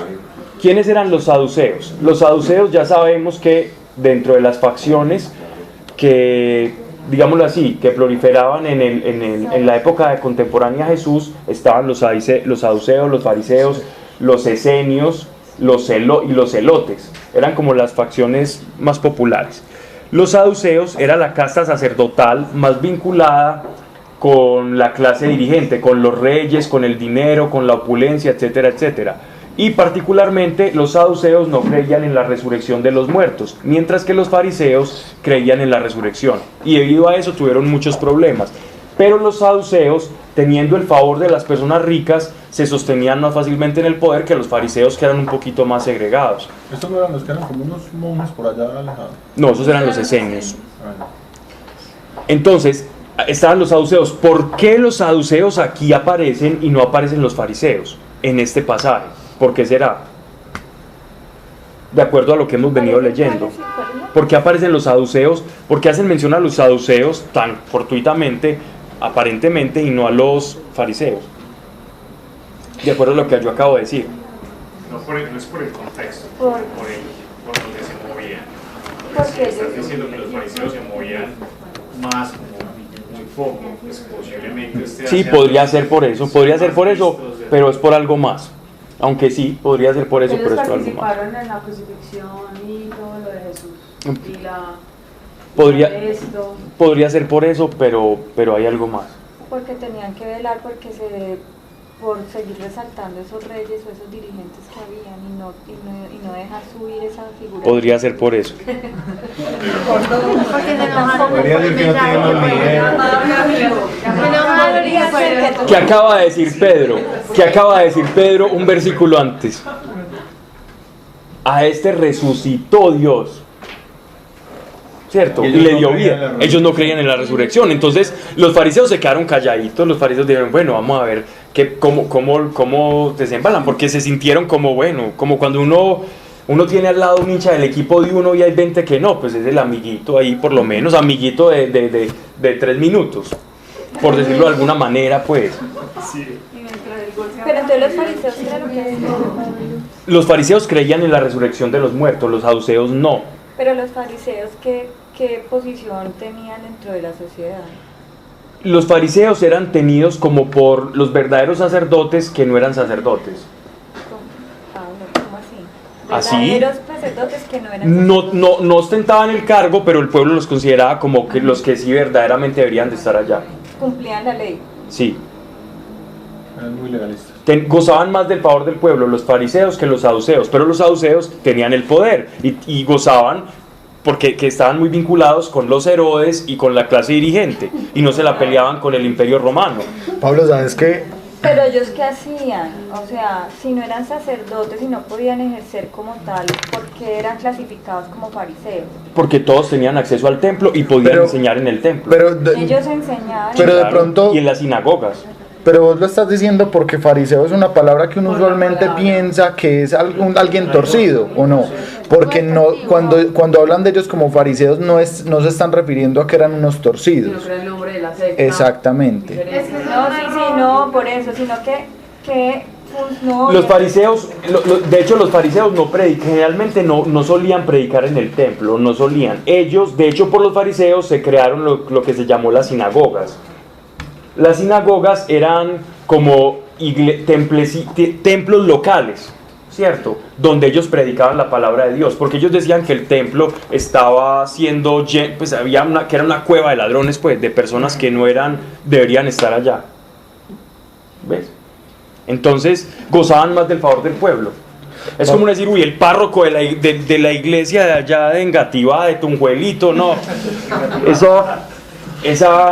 Ese párroco allá no, pero usted ve al monjecito, calvito, con la tonsura franciscana, por allá todo buena gente, repartiendo mercaditos, y uno dice, yo a este sí le creo, a ese no. Entonces ellos como que se ganaban el favor del pueblo así, y a los que estaban en la clase dirigente veían que no, era simplemente eso. Pero la casta sacerdotal era la saducea, eran los que tenían todo el monopolio sacerdotal. Los fariseos eran un movimiento purista, pero no eran sacerdotes. Pero ellos tenían derecho a entrar en el templo y como gozaban de tanto favor del pueblo, pues los saduceos tampoco se metían mucho con ellos porque era meterse directamente con el pueblo. Entonces eran tensiones que se iban manejando allá. Pero de los dos, ¿cuál eran más legalistas? Los fariseos eran más legalistas. Los fariseos empezaron bien, pero precisamente el fervor de su corazón, que era mantener pura la ley para que Dios no los castigara y volviera a hablarles en el templo y la presencia de Dios cayera, se volvió en su propia trampa. Pablo, sabes que pues en este último pasaje estaba sintiendo como que Dios me está mostrando algo muy claro, y es así mismo como aquí nos muestra una gran división entre israelitas y entre judíos, es la misma división que nosotros hoy vivimos entre cristianos. Total. Pero y siempre nos estamos peleando por decir es que nosotros tenemos la razón o los otros tenemos la razón, y aquí, a pesar de las grandes divisiones que habían entre unos y otros, Dios los veía a todos como un solo pueblo. Sí, claro. Y nosotros muchas veces caemos en esa trampa de estar peleando por verdades cuando Cristo nos sigue viendo como un mismo pueblo, y a fin de cuentas... Es que solo hay una iglesia. Exacto, y a fin de cuentas no es la religión la que nos va a mostrar como justos ante Dios, sino la vida que llevemos. Sí, claro, es eso, tal cual. ¿Por qué se tomó esa palabra de fariseo con el concepto como de torcido? Por todas las oportunidades en las que Jesús, digámoslo así, les dice raza de víboras, sepulcros blanqueados.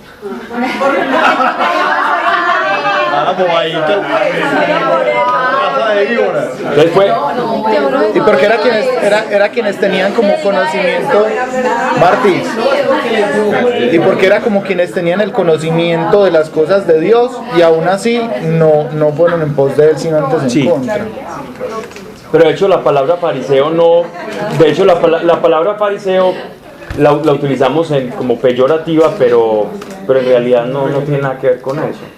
Porque si uno se da cuenta, muchos fariseos se convirtieron al cristianismo. Muchos fariseos fueron discípulos y seguidores de Jesús. Muchos, pudo haber sido fariseo, era lo más seguro. De los saduceos, poquitos se convirtieron después. Hubo más fariseos convertidos porque simpatizaban con la idea de la resurrección. Los saduceos no. Lo que pasa es que como ellos eran los más puristas, eran los que más les interesaba discutir con Jesús. Pero de resto no.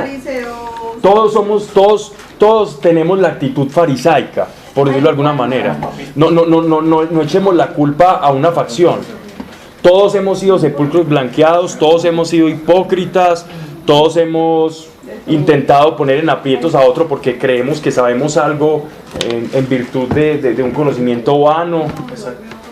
Y Pablo, pero entonces el pueblo de Israel fue que antes estaba en tribus y después se dio como en sectas, ¿o qué? No. El pueblo de Israel en la época de Jesús ya había sufrido tres diásporas, 3 dispersiones. Ya lo que se considera, la época de Jesús ya solo estaba la tribu de Judá. Las otras tribus ya no existían dentro de Israel. Era una mezcla ahí pues como... No, más que una mezcla no, ellos ya se habían dispersado por todo el mundo. La única que persistió fue Israel del sur, que fue Judá, por eso se llama judío. Los otros fueron dispersados por el mundo y Dios hizo eso a propósito. Y la historia perdida de Israel es muy interesante, pero eso es de otro costal. De dónde llegaron esas otras tribus y hasta dónde fueron y qué enseñaron. Bueno. Por algo menos que la tribu de Judá, porque de ahí desciende pues, Jesús viene. Claro. Pero dentro de los judíos habían muchos que sabían, pues dentro de los que vivían en Jerusalén, muchos decían, yo soy de Benjamín, por ejemplo Pablo es de Benjamín. Y Pablo lo dice, porque ellos reconocían su ascendencia, ellos anotaban su ascendencia y todos sabían. Bien. Sigamos. Yo les voy a proponer que hagamos algo. Al final de que yo termine el párrafo, me dicen lo que tengan que decir porque me estoy perdiendo mucho con lo que quiero dar por las interrupciones. No son válidas, pero para dejarlas un poquitico después, un poquitico, en cada párrafo, ¿cierto? Subieron los sacerdotes, el oficial del templo y los saduceos, indignados de que se enseñasen al pueblo y anunciasen cumplida en Jesús la resurrección de los muertos. Les echaron mano y los metieron en prisión hasta la mañana porque ya era tarde. Les cuento aquí algo. Esta prisión fue una prisión preventiva. Los saduceos en ese momento no tenían la autoridad legal por el Sanedrín de aprisionar a Jesús completamente. Ellos tenían que hacer primero una prisión preventiva, los pusieron a a dormir ahí, pues pasaron toda la noche allá y después ya les tenían que hacer un juicio con testigos ante el Sanedrín. Eso es lo que está pasando acá. Pero muchos de los que habían oído la palabra creyeron, hasta un número de 5.000. O sea que ya en nomenclatura tenemos 7.000 nuevos cristianos. 8.000, 5.000 y 3.000, 8.000 cristianos. Que qué pesar de los apóstoles, pesar nada. Hablaban y la gente se iba convirtiendo. De una. No olvídese. Que la gente, que esos judíos tan testarudos, tan tercos. Hombre, ¿cuánto tiempo llevamos? 8.000. No, y es que de no haber sido por los judíos no habría iglesia. Exacto. Porque a veces también tendemos a pensar mal de los judíos. ¿Cierto? A veces también tenemos, no, es que los judíos que crucificaron y miren cómo les fue mal. No, ya hablamos que ya habían 8.000 conversos, 8.000 hermanos judíos. A la mañana se juntaron todos los príncipes, los ancianos y los escribas en Jerusalén. Y Anás, el sumo sacerdote, y Caifás, el mismo Caifás que ya sabemos quién, y Juan y Alejandro, y cuantos eran del linaje pontifical, o sea, saduceos sacerdotes, y poniéndolos en medio les preguntaron, ¿con qué poder, en nombre de quién habéis hecho esto vosotros? Entonces Pedro, lleno del Espíritu Santo, les dijo, miren, lleno del Espíritu Santo les dijo. Pablo, pero entonces uno no puede pedir ser lleno del Espíritu Santo.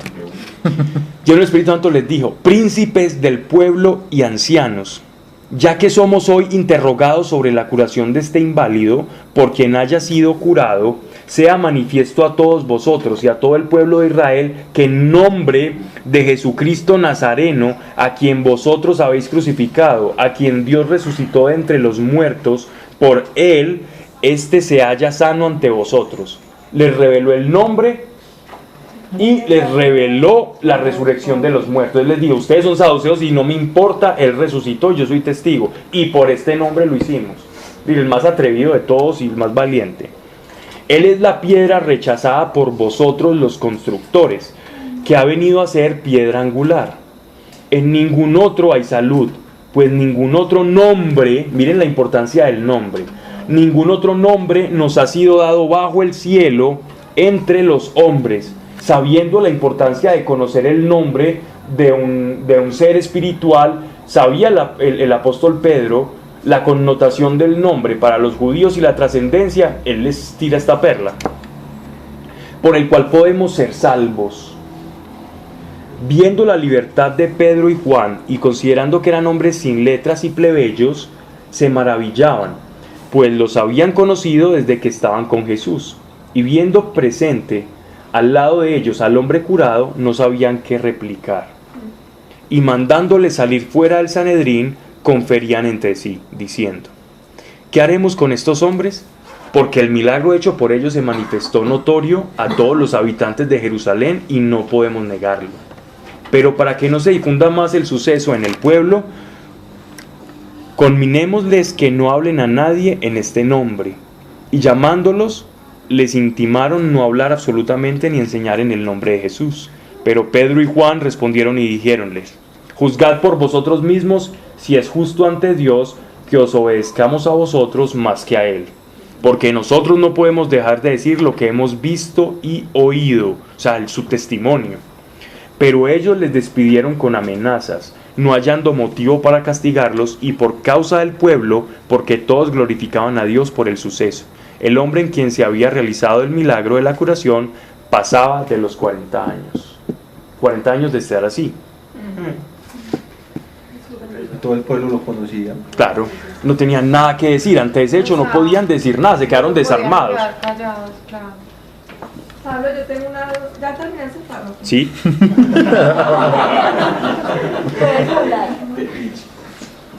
¿Existe de pronto algún reporte? O sea, con eso yo creo que de pronto está como respondida mi pregunta. ¿Dudaste en que si respondía no estaba bien o qué? No, sí, está bien. Respondida está bien. Yo le digo a la gente a veces, lo que pasa es que, por ejemplo, vos en el nombre de Buda o de Mahoma o de nadie no puedes ni sacar un demonio ni sanar a una persona. eso no pasa, ellos no tienen el poder de Jesús, el nombre de Jesús tiene poder. Pero no sé, porque la verdad nunca lo he estudiado, no he investigado, pero tú sí, me imagino, si de pronto alguien se ha atrevido a hacer eso. Sí lo hacen. Y que pase algo. Sí, sí lo hacen. En el Islam, De Buda. en el Islam los imanes tienen un rito de exorcismo. En el budismo Rahayana también tienen ciertos rituales de exorcismos. En el budismo Rahayana tibetano. Y en el budismo Zen no. En el hinduismo también. ¿Cómo? Hinduismo También hay ciertos ritos de exorcismo de entidades oscuras y todo eso. Y en la nueva era y todo eso, pues ni hablar. Claro que ya no le dicen demonios, sino bebés espirituales. ¿Bebés? Sí, porque no han evolucionado, entonces por eso son. Ok. O larvas astrales o cualquier otra cosa. Ok, entonces vamos al punto, ¿cierto? Vamos al punto, vamos a tu pregunta. ¿Qué pasa? El nombre de nuestro Señor Jesucristo nos fue dado para salvación. Es el único nombre que nos va a acercar a nosotros a Dios. Si yo hago cualquier cosa en nombre de cualquier autoridad o investidura espiritual, humana o religiosa, entonces, por ejemplo, los santeros también tienen rituales de exorcismo. El culto satánico, el culto de Lester Crowley, de Elena Blavatsky. ¿Y qué se supone que sacan ahí? ¿Cómo le digo? Yo soy satánico y de rock. ¿Cómo le digo? Sí, un demonio superior saca a otro inferior a cambio de un favor. Porque Jesús no dice que un demonio no saca a otro demonio. Cuando él le dice, Ese es el punto. Ese es el punto. Esa es la respuesta. Los demonios pueden fingir y pueden jugar. Entonces yo puedo en nombre de Alá, en nombre de hacer un montón de cosas, un rito de exorcismo, y pasa, una persona puede tirar espumarajos y revolcarse y contorsionarse, hacer lo que sea. Engañadores. Pero de eso a que esté pasando lo único que puede hacer nuestro Señor, lo único que puede hacer la investidura de la iglesia, es mucho trecho. o sea, ella se podría analizar es de acuerdo a la vida que sigue la persona que supuestamente le hicieron. No, le hacen la liberación y el demonio juega y molesta y ya, eso es todo, pero no sale. Pero no de acuerdo a la vida, porque según la religión no va a haber un llamamiento, un cambio necesariamente. Exacto. De hecho, ellos muchas veces tienen eso como para que te vaya mejor en X o Y cosa, más no porque ellos tengan la inclinación a un cambio de vida. ¿Te acordás del video que nos mandó Albita?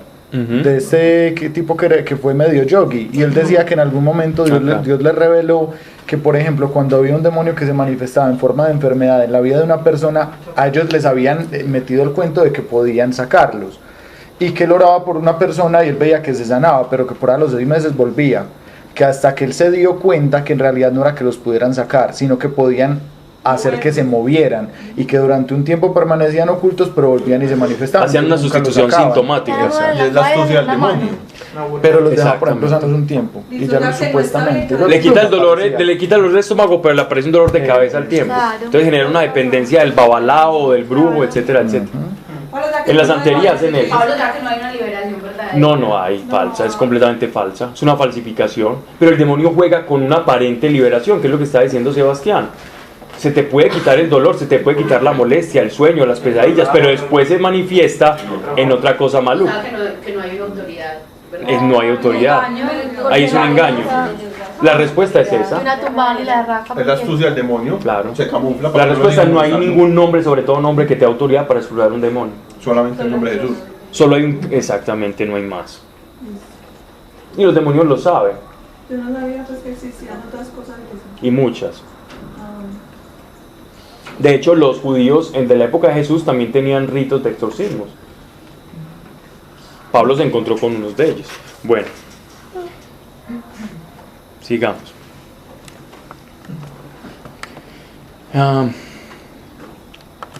Aquí uno puede meditar mucho, pues esto sí lo dejo para que cada uno lo medite en su casa, lo de estas palabras del apóstol Pedro, lo que pasa en el Sanedrín, la valentía que ellos toman.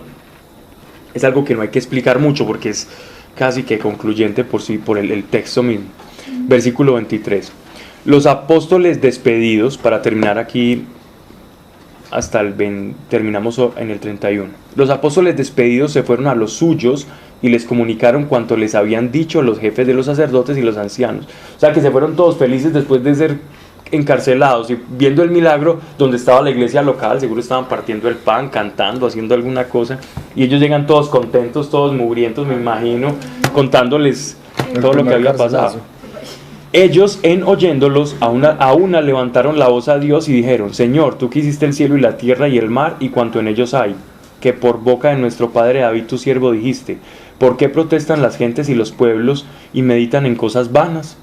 Los reyes de la tierra han conspirado y los príncipes se han unido contra el Señor y contra su Cristo. En efecto, se unieron en esta ciudad contra su santo siervo Jesús, a quien ungiste, Herodes y Poncio Pilato con los gentiles y el pueblo de Israel, para ejecutar cuanto tu mano y tu consejo había decretado de antemano que sucediese. Ahora, Señor, mira sus amenazas y da a tus siervos a hablar con toda libertad tu palabra, extendiendo tu mano para realizar curaciones, señales y prodigios por el nombre de tu santo siervo Jesús.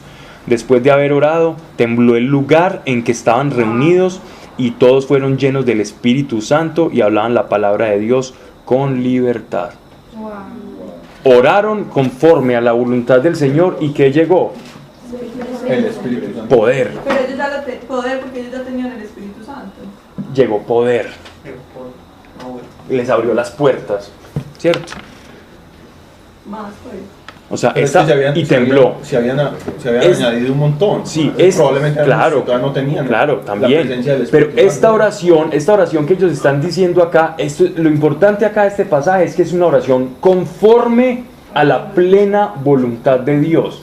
Ese tembló la tierra es como decir, estoy de acuerdo, y lo que están diciendo se cumple y se va a cumplir. Porque se unió la voluntad de la tierra a la voluntad, al sí del cielo. El no sé o el no de la tierra se unió al sé y sí de Dios. Y cuando mi no y no sé se une al sí de Dios y se convierte ese no sé y no en un sí, sí se hace conforme a su palabra. Y llega el poder de Dios. Y esa es la verdadera unción. Vamos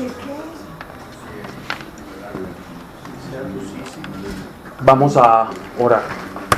Señor, te damos gracias por tu amor.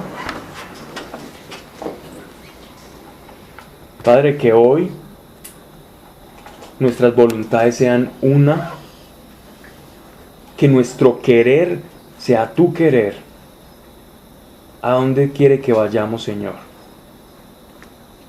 ¿Quieres que nos quedemos pidiendo lo mismo siempre? Señor, ayúdame en el trabajo. Señor, ayuda a mi papá, a mi mamá, a mi hermano.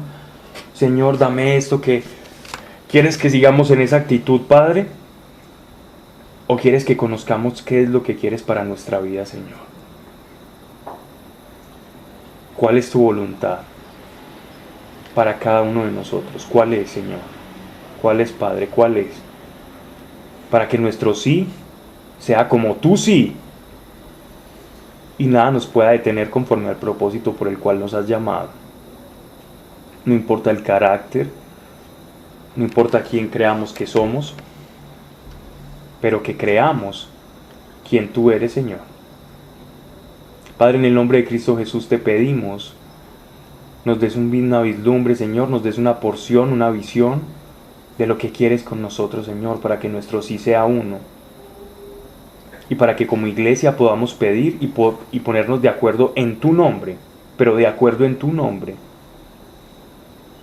Que la iglesia diga sí, conforme a tu sí, Señor. Yo te lo pido en el nombre de Cristo Jesús. Amén.